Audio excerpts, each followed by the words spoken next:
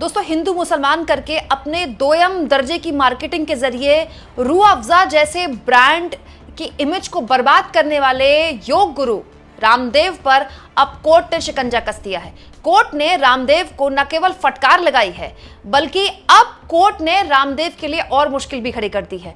दोस्तों मुझे आपको बताने की जरूरत नहीं है कि हाल के दिनों में रामदेव ने रूह अफ़ज़ा को लेकर क्या कुछ बोला है।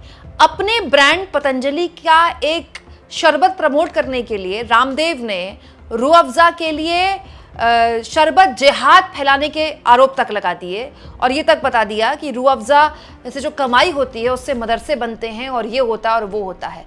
हालत ये हो गई कि जब मामला बढ़ा और इसको लेकर उनकी निंदा हुई चौतरफा तो उन्होंने कह दिया हमने तो कोई नाम ही नहीं लिया था, भड़कने वाले क्यों भड़क गए। लेकिन अब दोस्तों रामदेव को इस पूरे के पूरे मसले पर जवाब देना होगा दिल्ली हाई कोर्ट में। जी हाँ, दिल्ली हाई कोर्ट में रूह अफ़ज़ा रामदेव के खिलाफ पहुंच गया है और रूह अफ़ज़ा ने जिस वकील को खड़ा किया है दोस्तों वो अपने आप में बहुत बड़ा वकील है।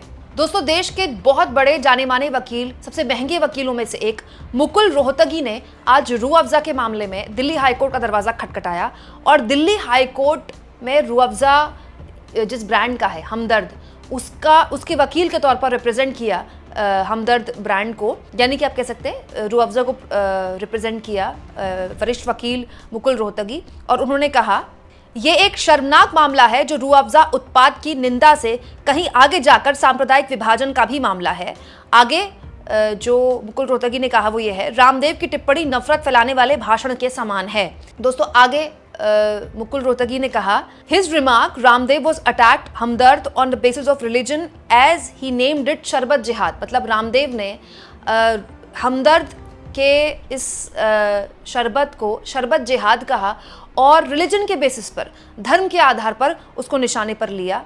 आगे दोस्तों इस खबर में लिखा है रामदेव की ओर से एक प्रॉक्सी वकील पेश हुआ और उसने समय सीमा बढ़ाने की मांग की, लेकिन कोर्ट ने वकील को दोपहर 12 बजे पेश होने के लिए कह दिया और संकेत दे दिए कि अगर वो पेश नहीं हुआ तो कोर्ट इस मामले में कोई सख्त आदेश पारित कर देगा। रामदेव के वकील नहीं थे, रामदेव के प्रॉक्सी वकील थे, लेकिन कोर्ट ने कह दिया 12 बजे तक अपने वकील से बोलिए पेश हो, नहीं तो हम कोई सख्त आदेश पारित कर देंगे।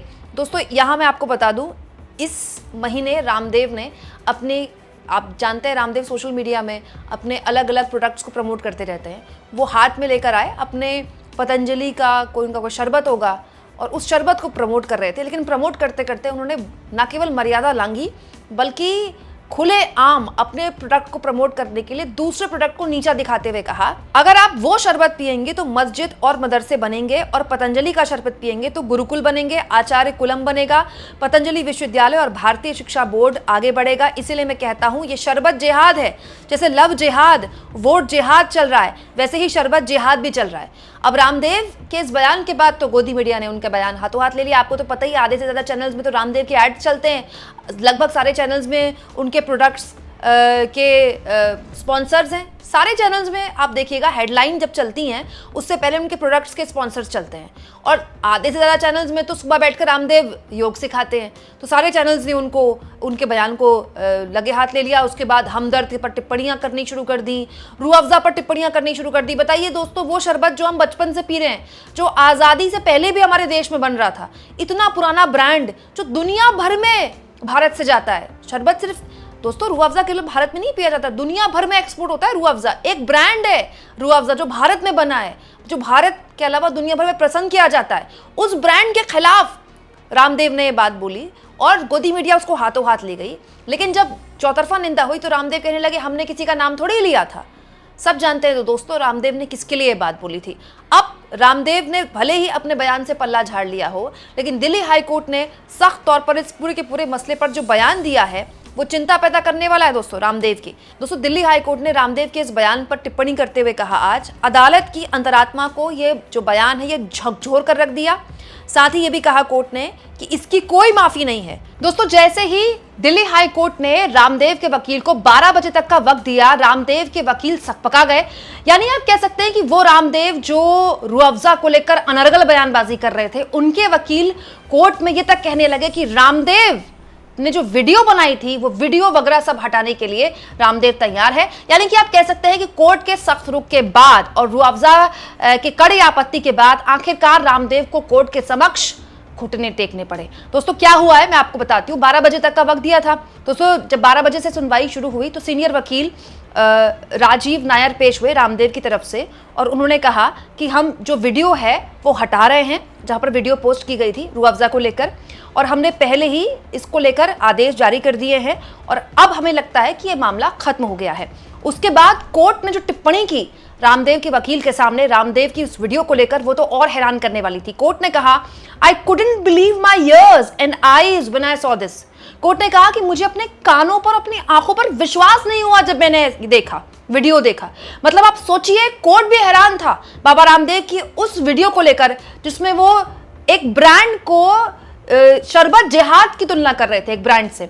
दोस्तों आगे वकील नायर जो कि रामदेव की तरफ से पेश हुए थे, उन्होंने कहा कि जितने भी प्रिंट में जितने भी इश्तिहार दिए गए थे वो सब हटा दिए गए हैं, और कोर्ट को मैं इन्फॉर्म करना चाहता हूं कि इस पूरे के पूरे मसले पर हमने कार्रवाई कर दी है। दोस्तों इसके बाद कोर्ट ने यहीं तक नहीं छोड़ा रामदेव को। कोर्ट ने रामदेव से कहा है कि हलफनामा आना चाहिए इस मामले में, आप हलफनामा दीजिए, एक हलफनामा दर्ज किया जाए जिसमें कहा जाए कि भविष्य में इस तरह का कोई भी बयान या विज्ञापन सोशल मीडिया में पोस्ट नहीं किया जाएगा। इसे लेकर वकीलों में बहस हुई कि हलफनामा में क्या होना चाहिए, तो कोर्ट ने कहा कि एक हलफनामा दायर करें जिसमें ये सब शामिल हो, फिर हम देखेंगे। हम नहीं चाहते कि ऐसे मामले सामने आए। कोर्ट ने कहा कि हलफनामा 5 दिन में आप दायर कीजिए, 1 मई को केस की एक बार फिर से सुनवाई होगी।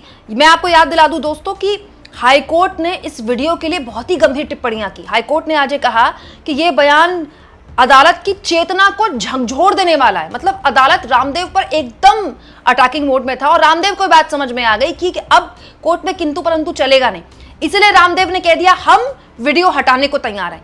बताइए दोस्तों, जिस वीडियो को रामदेव अब तक डिफेंड कर रहे थे कि हमने तो किसी का नाम ही नहीं लिया, तो जब अगर वो सही थे तो डिफेंड क्यों कर रहे थे अपने मामले को, और अगर वो डिफेंड कर रहे थे तो अब वापस लेने के लिए क्यों तैयार हुए? इसका मतलब रामदेव मानते हैं कि उनकी वीडियो में कुछ गलत था, जिसके लिए वो कोर्ट के समक्ष ये बोलने को मजबूर हुए कि हम वीडियो हटाने के लिए तैयार हैं। याद कीजिए दोस्तों कि ये वही रामदेव है जो अभी कुछ वक्त पहले सुप्रीम कोर्ट के समक्ष हाथ बांध के खड़े हुए थे। इनके ब्रांड पतंजलि पर कई आरोप लगे थे और सुप्रीम कोर्ट ने इनको साफ हिदायत दी थी कि अगर अब आप पेश नहीं हुए तो हम आपके खिलाफ कोई फैसला सुना देंगे।